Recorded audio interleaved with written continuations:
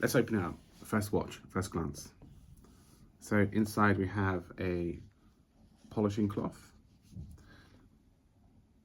I must say that is quite good. This is the inside of the Pagani Designs homage to the Royal Oak.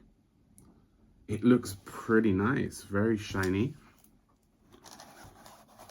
Inside we have the Pagani warranty card, unstamped as always. I've never in my life seen a stamped one.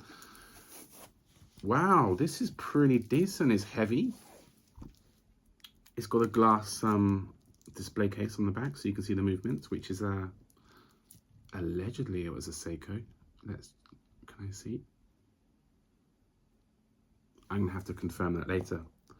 Otherwise, it's a beautiful watch. Oh, that's a beautiful watch. Do you know how much I paid for this? It cost me 9,000 yen, which is like $60 for this. This is nicer finishing than some of my expensive watches. Oh my god.